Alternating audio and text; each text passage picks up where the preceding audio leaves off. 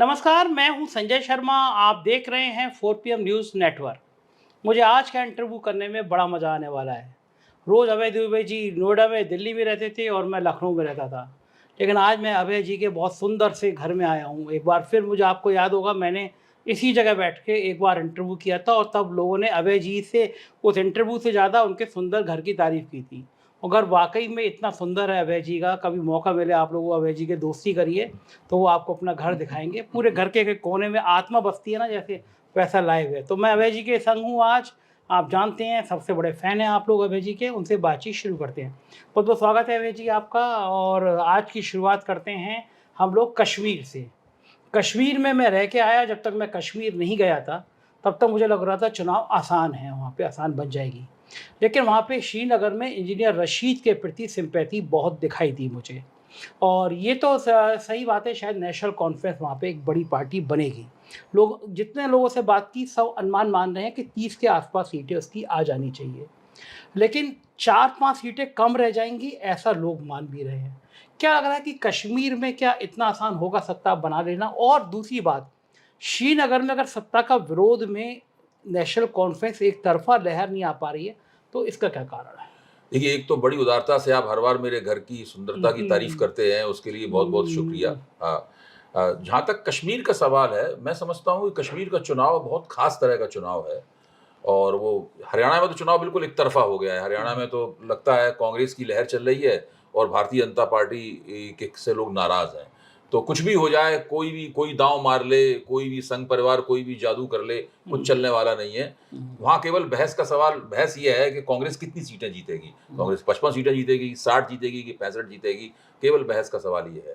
लेकिन कश्मीर का चुनाव जटिल है। देखिए, कश्मीर को आप 3 हिस्सों में बाँट के देख सकते हैं इस वक़्त, जम्मू कश्मीर को। हुँ, एक तो घाटी, हुँ, दूसरा जम्मू, हुँ, हुँ? हुँ, और तीसरी वो आरक्षित सीटें जो पहले आरक्षित नहीं हुआ करती थी उस हुँ, तरीके से, हुँ, हैं? हुँ, वहाँ पर शायद 9 सीटें ऐसी हैं जो कि जनजातियों के लिए आरक्षित हैं, जो हुँ, गूजर, बकरवाल हैं, हुँ, उनके लिए आरक्षित हैं। हुँ, उसके बाद में अनुसूचित जातियों के लिए यानी दलितों के लिए भी शायद 8 सीटें हैं। हुँ, तो इस तरह 17 सीटें ऐसी हैं जो आरक्षित सीटें हैं।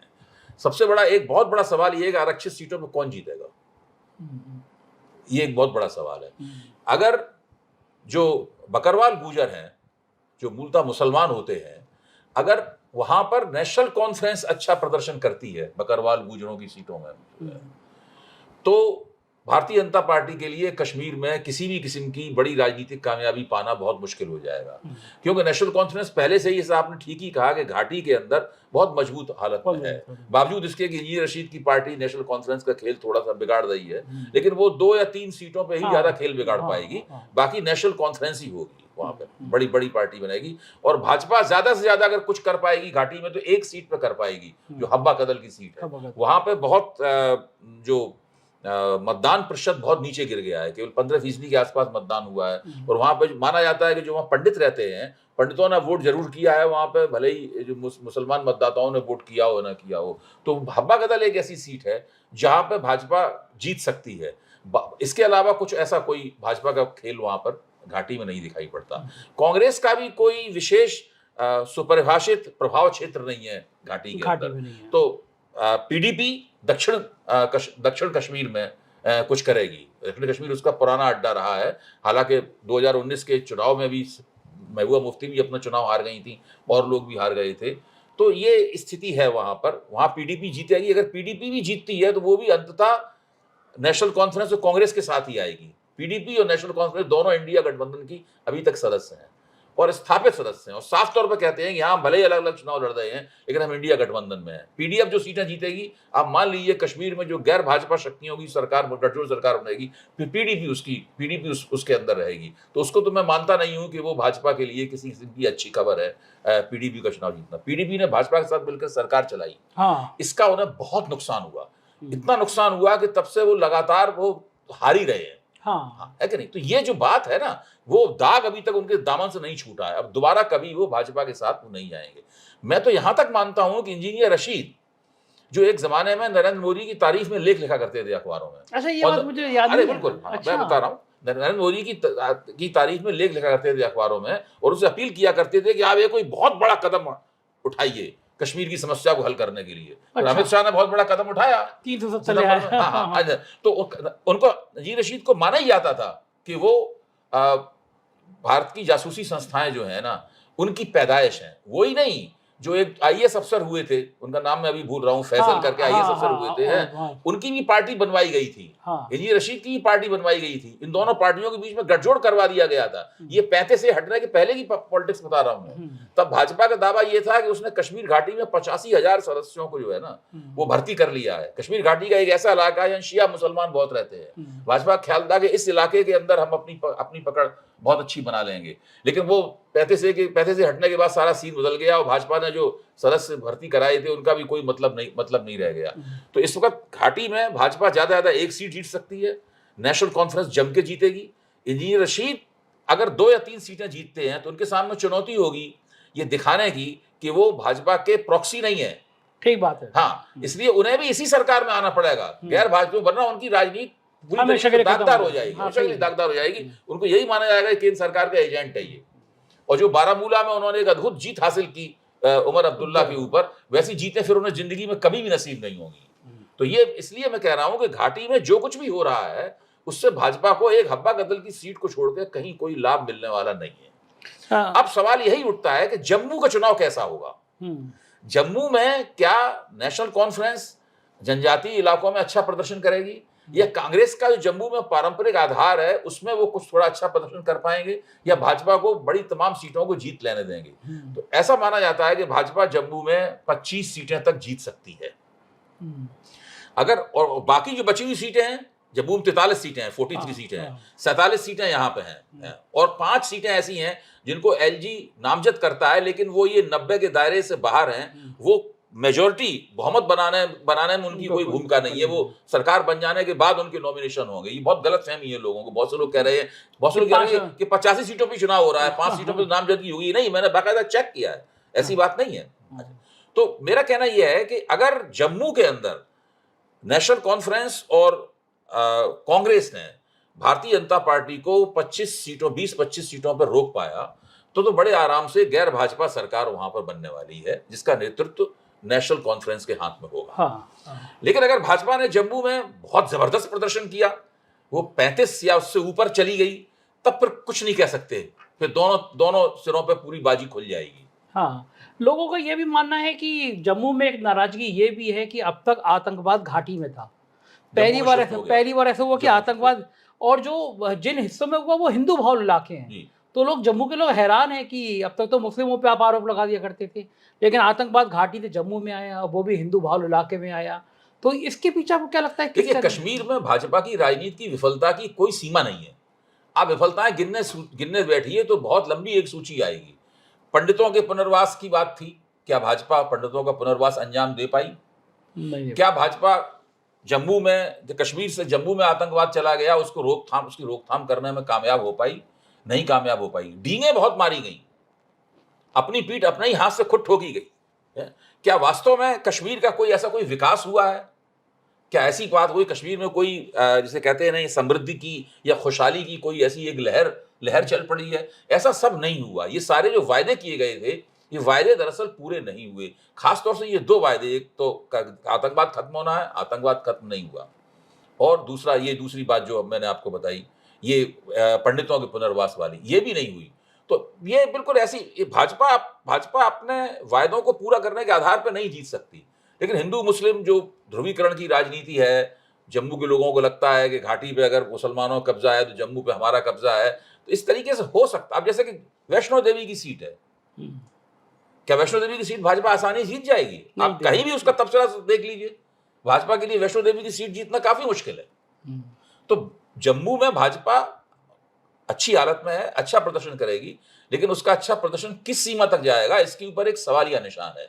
मैं ये कह रहा हूं कि भाजपा को जम्मू में कांग्रेस और नेशनल कॉन्फ्रेंस कई सीटों पर टक्कर दे सकते हैं, लेकिन घाटी में भाजपा इन लोगों को कहीं टक्कर देने की स्थिति में नहीं है। ये दोनों में बुनियादी फर्क है। हाँ, बिल्कुल ठीक बात है। श्रीनगर में मुझसे एक सीनियर जर्नलिस्ट ने एक नया आंकड़ा समझाया।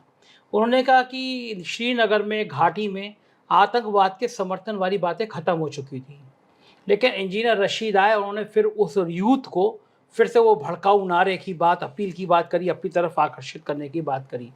और उनका कहना था कि जेल से अचानक छूट जाना उनका, वो इशारा कर रहा है कि कोई बहुत बड़ी कॉन्स्पिरेसी हुई है। उनके ऊपर यही आरोप है हाँ, कि यही। उनको बहुत चालाकी पूर्वक जेल से छोड़ा गया है ताकि वो वहां पर नेशनल कॉन्फ्रेंस का खेल बिगाड़ सकें और पूरा चुनाव का माहौल भी बिगाड़ सकें। तो ये चुनौती इंजीनियर रशीद की भी चुनौती है। हाँ, वरना देखिए, अगर इंजीनियर रशीद अंततः भाजपा के पिट्ठू साबित हुए हाँ, हैं, तो उनकी राजनीति फिर खत्म है। जो उन्होंने बारामूला में एक लहर तैयार कर दी थी उन्होंने, हाँ, बिल्कुल। जेल में रहते हुए हाँ, एक लहर बन गई थी। उमर अब्दुल्ला ऐसा आदमी हार गया। हाँ, हाँ, वो लहर फिर उन्हें दोबारा कभी नसीब नहीं होगी। उस लहर, अगर वो उस लहर को फायदा उठाना चाहते हैं तो उन्हें साबित करना होगा कि ये वो इंजीनियर रशीद नहीं है मोदी की तारीफ में लेख लिखा करते थे। हाँ। कश्मीर के लोगों ने कहा कि उस समय तो ये कह दिया गया था कि अगर तुमने नहीं जिताया तो उसको फांसी हो जाएगी। ये फांसी से बचने के लिए उसको जिता दो लहर थी। हाँ। ये बात आप तो ठीक कह रहे हैं, लेकिन लोगों का ये भी कहना है कि बीजेपी इंजीनियर रशीद या इस तरह के लोगों को जरिए जानबूझ के वो उग्रवाद वाली भावनाएं घाटी में उभारना चाहती ये है। तो देखिए बहुत पुराना हथकंडा है। ये सब ऐसा हथकंडा है जिसकी पोल बहुत पहले ही खिल चुकी है। पंजाब में आप जानबूझ के अमृतपाल जैसे लोगों को हवा देने वाली बात, भाई फिर बाद में उनको पकड़ भी लिया है। फिर आप देखिए अमृतपाल ने कैसे चुनाव लड़ा और किस तरह वो चुनाव लड़के जीत गया। इसमें बहुत तरह की बातें कहीं आ सकती हैं। उन बातों को कहने में मुझे आज संकोच है, मैं उन बातों को नहीं कहना चाहता। लेकिन कितनी तरह की, पंजाब जाइए, कितनी तरह की चर्चाएं हैं। वो जो तो ये इस प्रकार की जो बातें हैं, ये बातें बहुत महत्वपूर्ण है। एक, आप जब उग्रवाद को चालाकी से हवा देते हैं ताकि उसके खिलाफ प्रतिक्रिया हो, और प्रतिक्रिया स्वरूप आप चाहते हैं कि लोग हमारे पक्ष में आ जाएं। ये बहुत पुराना हथकंडा है, लेकिन ये बहुत ज्यादा चलेगा नहीं है हथकंडा ये। अच्छा, कश्मीर में मान लीजिए नेशनल कॉन्फ्रेंस की सरकार बन जाती है, पीडीपी कांग्रेस मिला के बन जाती है, तो वहाँ के गवर्नर आसानी से चुनाव सरकार चलने देंगे? दिल्ली ऐसा हाल तो नहीं होगा? नहीं, देखिए अभी तो जो स्थिति है उसमें तो दिल्ली सरकार या उससे भी बुरा हाल वहां पे होगा। ये तो एक प्रतीकात्मक जीत होगी। उसके बाद में इन लोगों को दबाव डालना पड़ेगा केंद्र सरकार पर, आंदोलन करना पड़ेगा, धरने देने पड़ेंगे, प्रतिवेदन देने पड़ेंगे, दिल्ली आना पड़ेगा बार बार, पूरे विपक्ष को संसद में ये मांग उठानी पड़ेगी कि आप वहां पर पूर्ण राज्य का दर्जा दीजिए। जब तक कहा भी है, ये उनका वायदा भी है। भाजपा को उम्मीद है ये कि भाजपा की वहां सरकार बने, फिर भाजपा पूर्ण राज्य का दर्जा दे। सवाल ये, उनकी ये उम्मीद पूरी होगी कि नहीं होगी? इसकी उम्मीद की पूरी होने की संभावना बहुत कम लगती है। बीजेपी का एक बहुत बड़ा धड़ा घाटी में ये प्रचारित करता हुआ नजर आया। मुझे बीजेपी के नेता मिले भी और उन्होंने मुझसे कहा क्या बात कर रहे हैं आप, देख रहे हैं कि नेशनल कॉन्फ्रेंस और हम मिलकर सरकार बनाएंगे। अब वहाँ पे ये बातें भी जो चुनाव से पहले उड़ाई गई कि उमर अब्दुल्ला और बीजेपी मिलकर सरकार बना सकती हैं। सारा हयात बहुत अच्छी प्रवक्ता है, मैंने उनसे सवाल किया तो उन्होंने मुझसे कहा कि किसी भी कीमत पर हम बीजेपी के साथ नहीं जा सकते। क्या संभावना बन सकती है? देखिए, इस वक्त तो घाटी की कोई भी ताकत, इसीलिए मैं कह रहा हूं इंजीनियर रशीद को भी भाजपा के पक्ष में जाने में 100 बार नहीं 1 लाख बार सोचना पड़ेगा। जो भी भारतीय जनता पार्टी के साथ जाएगा वो हमेशा हमेशा के लिए दागी हो जाएगा। उनके सामने सबसे बड़ा इसका प्रमाण है पीडीपी की क्या हालत हुई। पीडीपी दक्षिण कश्मीर के अंदर बहुत बड़ी ताकत थी, भूसा उड़ गया पीडीपी का 2019 में। उसके बाद से लगातार उनका भूसा ही उड़ रहा है। वो कुछ कर ही नहीं पा रहे हैं। मतलब अभी इस लोकसभा चुनाव में भी पीडीपी कुछ नहीं जीती। वहां पर वोट मिले लेकिन कभी भी सीटों में कन्वर्जन नहीं हुआ। आज तक महबूबा मुफ्ती के दामन पे दाग है और वो दाग को छुड़ा नहीं पाई है। कि जिन दिनों इनकी सरकार चल रही थी, मैं संतोष भारती और कश्मीर का दौरा करने के लिए गए, उसमें मैंने एक रिपोर्ट लिख के भी इन लोगों को दी थी, सबमिट की थी। ज्यादा उस रिपोर्ट का प्रचार नहीं हो पाया। लेकिन उस वक्त हालत ये थी कि जब हम लोग लोगों से बात करते थे तो लोग कहते थे कि कश्मीर के भाजपाइयों को तो कभी जीवन में यकीन ही नहीं था कि कभी ये सचिवालय का मुंह भी देखेंगे। इसलिए इनकी हालत इस वक्त ऐसी है, बंदर के हाथ में उस्तरा दे दिया जाए तो जो हरकतें करते हैं उस तरह की हरकतें ये करते हुए घूम रहे हैं। तो ये बहुत, मेरा मानना यह है कि धारा 35A हटाने से पहले केंद्र सरकार ने कश्मीर में राजनीति की एक शतरंज की बाजी बिछाई थी, जिसके अंदर शाह फैसल की पार्टी, इंजीनियर रशीद की पार्टी, इन दोनों के बीच का गठजोड़, अपने लिए शिया इलाकों में वो करना और जिसे कहते हैं परिसीमन के जरिए घाटी का प्रभाव कम करना, जम्मू का प्रभाव बढ़ाना, फिर आरक्षण के जरिए भाजपा ये सब मान के चल रही थी कि ये सब जो शतरंज वो बिछा रही है, भविष्य में जो चुनाव होंगे तो हमें उसका लाभ मिल जाएगा। तो भाजपा अभी भी उसी कोशिश में है, उम्मीद करती है कि जो उसने शतरंज की बाजी बिछाई थी वो उसके पक्ष में शह और मात हो। यानी उस वक्त तो हालत ये थी कि अमित शाह ही एकमात्र ऐसे खिलाड़ी थे जो कश्मीर में शह दे सकते थे और खुद ही मात दे सकते थे, बाकी कोई खिलाड़ी था ही नहीं। हाँ, अकेला ही हालत ये खिलाड़ी। थी कि महबूबा मुफ्ती की साख पूरी तरह गिर चुकी थी। उमर अब्दुल्ला घर में निष्क्रिय बैठे हुए थे, उन्होंने जनता से संपर्क भी नहीं किया था। फारूक अब्दुल्ला का नेतृत्व भी ऊपर सवालिया निशान लग चुका था और सरकार अपनी तरफ से ये नई नई राजनीतिक शक्तियों को उभारने की कोशिश कर रही थी। तो भाजपा को लग रहा था कि ये सब हम करेंगे, लेकिन उसे ये नहीं पता था, भाजपा को ये अंदाजा लगाया था जब वो 35 से हटा देंगे तो कश्मीर के किसी भी राजनीतिक ताकत के पास कोई एजेंडा ही नहीं रह जाएगा। हाँ, पुरानी सारी मांगे जीरो हो जाएंगी। हाँ, पहले जिस तरह राजनीति होती थी वो राजनीति करने की संभावना ही समाप्त हो जाएगी। ये सोचने में बहुत समय लगा भाजपा समेत सभी दलों को कश्मीर में राजनीति करें कैसे, क्योंकि शुरू से जो राजनीति जिस तरह की जा रही थी वो सारा डिफरेंट हो गया, खत्म हो गया, मतलब जीरो हो गया। उस तरह राजनीति करना ही संभव हो गया। अब केवल दो ही मांगे हो सकती हैं, या तो एक मांग तो ये हो सकती है कि आप कहें कि भाई 35A को दोबारा बहाल किया जाए, एक तो ये मांग हो सकती है जो नेशनल कॉन्फ्रेंस कर रही है, पीडीपी कर रही है। दूसरी मांग ये हो सकती है कि भाई पूरे राज्य का दर्जा दिया जाए। अगर भाजपा ने उसको पूरे राज्य का दर्जा दे दिया तो ये मांग भी नहीं होती, हाँ, सही बात है, ये मांग भी खत्म हो जाती थी, एक ही मांग रह जाती वो। हाँ। ये तो भाजपा ने गलती की, मेरा मानना है कि पहले ही इसको पूर्ण राज्य का दर्जा दे देना और चाहिए तब था चुनाव कराना और चाहिए। तब चुनाव कराने चाहिए थे, तो भाजपा को ज्यादा लाभ होता उसके अंदर। सही ये भी बात गलती की इन्होंने। ये बिल्कुल ठीक। दूसरे विषय पे आते हैं, संघ में और बीजेपी में जो तकरार की खबरें आ रही हैं, संजय जोशी अध्यक्ष बने ना बने, लेकिन अखबारों में चलने लगा। जी टीवी पे एक दिन मैं देख रहा था, ब्रेकिंग खबर चल रही थी कि संजय जोशी अध्यक्ष बनाए जा सकते हैं। मोदी जी को कैसा लगता होगा कि उम्र के इस पड़ाव पर, जब राजनीति के अंतिम पड़ाव है, संजय जोशी जो सबसे बड़े दुश्मन थे उनके अध्यक्ष बनने की चर्चाएं चल रही हैं। चर्चा चलना ही उनको कितना आहत कर रहा होगा? देखो, क्यों? अंग्रेजी की एक कहावत है, throw the spanner in the work. अगर आप मशीन के अंदर एक रिंच फेंक दें चलती हुई मशीन के अंदर, तो मशीन तो खड़बड़ा के टूट जाएगी। एक ही रिंच पूरी मशीन को बर्बाद कर देगी। संजय जोशी का नाम वही स्पैनर की तरह है, मतलब हाँ। उसने पूरे भाजपा जिस तरीके से मतलब भाजपा के नहीं, मैं कहता हूँ मोदी और शाह का जो तंत्र है, भाजपा कहना गलत है, जो मोदी शाह का तंत्र है, उस तंत्र को पूरी तरीके से खड़बड़ा दिया।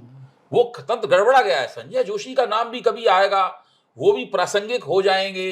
देखिए, संजय जोशी को मैं जानता हूं व्यक्तिगत रूप से, मैंने एक कार्यक्रम में गाजियाबाद में उनके साथ मंच पर शिरकत भी की है। वो अच्छे वक्ता हैं और मैंने सुना है लोगों से कि वो उनकी याददाश्त बहुत तेज है। मैंने ये भी सुना है कि कार्यकर्ताओं के साथ उनका रब्त सब बहुत अच्छा है, कार्यकर्ताओं के बीच में वो काफी लोकप्रिय है। तो मुझे तो लगता ही है कि संजय जोशी अगर भाजपा के अध्यक्ष बन गए तो उससे बड़ी पराजय मोदी शाह के तंत्र की कोई हो नहीं सकती। बनने देंगे ये लोग तो, किसी कीमत नहीं। ये तो इस पर निर्भर करता है कि संघ क्या रवैया अख्तियार करता है। नाम तो कहने के नाम तो वसुंधरा राजे सिंधिया का भी चल रहा है, हाँ। नाम शिवराज सिंह चौहान का भी चल रहा है, सब तो दुश्मन है। हाँ, अच्छा, और ये कुछ में से कोई भी एक भी नाम ऐसा नहीं चल रहा है जिससे ये सहज हो सके। मुझे ऐसा लगता है कि जल्दी ही, कितनी देर लगेगी ये नहीं कह सकता, संघ जो है भाजपा का नेतृत्व हस्तगत करने वाला है। अब संजय जोशी के जरिए हस्तगत करेगा, वसुंधरा राजे सिंधिया की जगह हस्तगत करेगा, या वसुंधरा राजे सिंधिया का नाम तो मैं इसलिए उचित नहीं मानता कि वो संघ की भी कोई बहुत ज्यादा पसंद नहीं है। शिवराज सिंह चौहान संघ की पसंद हो सकती है। हाँ, वर्किंग उनकी ऐसी है कि संघ पसंद कर सकता है। वसुंधरा राजे को वो मेरे ख्याल से उन्हें जिस तरह का एक कर्मठ व्यक्ति चाहिए और कार्यकर्ताओं के साथ रब्त जब्त बना के चलने वाला, मुस्कुराने वाला, सबकी बात सुनने वाला, उस किस्म की शख्सियत उनकी नहीं है। तो वो शिवराज सिंह ज्यादा बेहतर नाम है। संजय जोशी तो निश्चित रूप से है ही बेहतर। अब देखिए क्या होता है कि ये एक लाख टके का सवाल है कि भाजपा का अगला अध्यक्ष कौन होगा और वो किसकी पसंद का होगा। सही बात है। कुछ खबरें ऐसी भी निकल के सामने आई कि संघ ने कहा कि प्रधानमंत्री या बीजेपी का अध्यक्ष, इसमें से एक व्यक्ति हमारा होगा। हाँ, अब तय कर लो कि प्रधानमंत्री हमारा होगा या। ये संघ ने इस मौके पे आके क्या जेपी नड्डा को सबक सिखाया है जो जेपी नड्डा ने चुनाव से पहले कहा था? जेपी नड्डा की तो कोई, मैं नहीं समझता उनकी इतनी हैसियत है कि वो अपने मन से वो वक्तव्य दे पाते। वो वक्तव्य तो उनसे दिलवाया गया था और संघ को बहुत बुरा लगा होगा, लेकिन संघ ये भी सोच रहा था कि कहीं ऐसा ना हो कि इनकी 300 से ज्यादा सीटें आ जाएं, इसलिए वो लोग चुपचाप बैठे रहे मौके के इंतजार में। जब उन्हें मौका मिला तो उसके बाद उस मौके का पूरा वो फायदा उठा रहे हैं। संघ ये मानता है कि यही मौका है जबकि भारतीय जनता पार्टी को नरेंद्र मोदी के हाथ से अंतिम रूप से छीना जा सकता है, और एक बार भाजपा अगर इनके हाथ से निकल गई तो आप समझ लीजिए कि इनकी प्राण शक्ति पूरी निकल जाएगी, तब ये एक खोखले किस्म के प्रधानमंत्री बन के रह जाएंगे। ये लग रहा है कि आपको लग रहा है कि जो शीतकालीन सत्र होगा उससे पहले क्या तय हो जाएगा बीजेपी का अध्यक्ष कौन होगा? मेरे ख्याल से काफी और पहले से देर हो चुकी है। इस काम को जितनी जल्दी हो सके उतना करना होगा। और जैसे ही नया अध्यक्ष बनेगा, अगर वो संघ की पसंद का हुआ तो पूरी भाजपा को ओवरऑल करना शुरू करेगा, राज्यों से लेकर और जिला स्तर तक सब करना शुरू करेगा उसमें।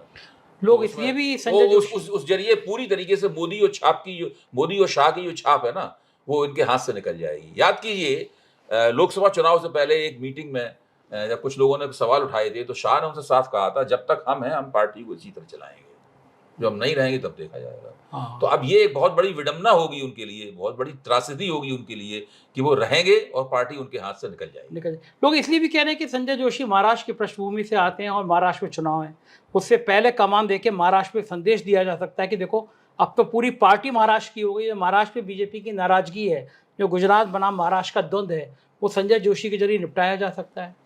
देखिए, संजय जोशी का अध्यक्ष बनने से महाराष्ट्र के चुनाव में कोई असर पड़ेगा ये मैं नहीं मानता। महाराष्ट्र के चुनाव में भाजपा हारने के लिए अभिशप्त है। भाजपा ने महाराष्ट्र की राजनीति में जो पाप किए हैं, उन पापों का पहला दुष्परिणाम निकल चुका है, लोकसभा में हार, और दूसरा दुष्परिणाम निकलेगा विधानसभा में हार। तब कहीं जाके भाजपा रिकवरी मोड में आ पाएगी। वो तो काम होना ही होना है, संजय जोशी अध्यक्ष बने या ना बने। अच्छा, तो जी संजय जोशी अध्यक्ष बने, संगठन मंत्री बने, मोदी जी क्या उनके संग बैठ पाएंगे कभी? मोदी जी की तो आदत ही है कि जिसे चिढ़ गए उसकी तरफ देखते तक नहीं है वो। भाई, सबसे ज्यादा तो राहुल गांधी से चिढ़ते थे वो। हाँ हैं? हाँ, राहुल गांधी के साथ बैठे कि नहीं बैठे, हाँ, हाथ मिलाया कि नहीं मिलाया, मजबूरी हो गई है। मजबूरी है। सुषमा स्वराज से कितना चिढ़ते थे जब इनको प्रधानमंत्री पद का उम्मीदवार बनाया जा रहा था 2013 में, तो सुषमा स्वराज ने चिल्लाकर कहा था इन्हीं के सामने, बहुत बड़ी गलती हो रही है, लिखो मैं दस्तखत करूंगी, मेरी तरफ से विरोध है, लिखो। और कह के चीख चिल्ला के दस्तखत किए थे। ऐसी कहा था ना, हाँ, ऐसी कहा सबके सामने। और फिर वो विदेश मंत्री भी बनी, और हालांकि विदेश मंत्री के तौर पर उन्होंने हमेशा उनके पर काटे रखे, अपने साथ कहीं ले नहीं जाते थे। उनका काम उनका मोदी जी का अगवानी वगैरह करना और छोड़ने जाना था। तो वो तो अलग बात है, लेकिन ये तो करना ही पड़ता है, आप पसंद करें या ना पसंद करें, दूसरे की जो हैसियत होगी उसके हिसाब से चलना पड़ेगा। अच्छा, इस बार जब मोदी जी विदेश गए, विदेश आए, हमेशा एक लंबी लाइन लगी रहती थी उनको स्वागत करने वाले की बीजेपी नेताओं की, ऐसी वो तस्वीर इस बार दिखाई नहीं दे रही है। देखिए, हर चीज़ बहुत कम हो गई है, इसे रेट ऑफ डिमिनिशिंग रिटर्न कहते हैं ना, वही हो रहा है सब जगह। अब हरियाणा चुनाव में मोदी जी की भागीदारी देखिए, आज तक केवल 2 रैलियां की हैं। एक रैली की तो खबर भी आई थी, दूसरी रैली की तो खबर ही नहीं आई, मुझे तो बाद में पता चला ये रैली हो गई। इससे आप अंदाजा लगाइए अब चुनाव में कितने दिन रह गए हैं। 5 तारीख को वोट पड़ना है, कुल मिला के 6-7 दिन चुनाव में रह गए हैं। मोदी जी की हरियाणा चुनाव में क्या भागीदारी है? वहाँ कोई डबल इंजन की सरकार है बोलता है कोई? कोई नहीं बोलता वहाँ तो। कोई बोलता है डबल इंजन की सरकार? कहाँ गया डबल इंजन की सरकार का नारा? मुझे लगता है उत्तर प्रदेश सरकार विज्ञापन अखबारों में देती है तो डबल इंजन लिखा होता है उसके अंदर, बाकी डबल इंजन की सरकार का नारा भी धीरे धीरे हवा में तिरोहित होता जा रहा है। लोग कन्नी काट रहे हैं। तो सब चीजें बदल रही हैं पूरी तरह। मोदी जी कितनी भी जिद करें, ये चीजें नहीं बदली हैं, लेकिन चीजें बदल गई हैं। महाराष्ट्र में तो लोग कह रहे हैं कि अगर 10 सभाएं हो जाएं मोदी जी की, तो यहाँ पे कोई चुनाव महाविकास अघाड़ी को कोई जीतना तय हो जाएगा। लोग इतना नाराज है। लोग देखिए, ये धीरे धीरे करके सब निकल के आ रहा है कि ये इनका मैं अपनी गलती भी स्वीकार करता हूँ। मुझे अपनी गलती स्वीकार करने में बड़ा आनंद आता है, उससे मन हल्का हो जाता है। मैं अपनी गलती स्वीकार करता हूँ कि हम लोगों ने इनकी ताकत को बहुत बढ़ा चढ़ा के आंका था। वरना जिस नेता को 240 सीटें मिली 10 साल सरकार बनने के बाद में, वो इतना गमगीन, इतना उदास क्यों है? सही बात। वो इतना कुंठित क्यों है, बताइए। हाँ। है? इसका मतलब ये है कि कहीं ना कहीं बहुत ये लोग कमजोर हैं अंदर से। इनमें वो शक्ति नहीं है। हाँ, वो शक्ति नहीं है जो ऊपर से दिखाई पड़ती है। इनके तमाम प्रवक्ता रोज टीवी चैनलों पे झगड़े कर रहे हैं, उन चैनलों पे झगड़े कर रहे हैं जो चैनल उन्हीं के हैं। हाँ। आप प्रवक्ताओं को देखिए, रोज उनके झगड़े होते हैं, कहीं मारपीट होते होते बचती है, कहीं कुछ होते होते बचता है। जूता लात की नौबत चैनलों पे आ रही है। क्यों आ रही है? बौखलाए हुए हैं बुरी तरीके से।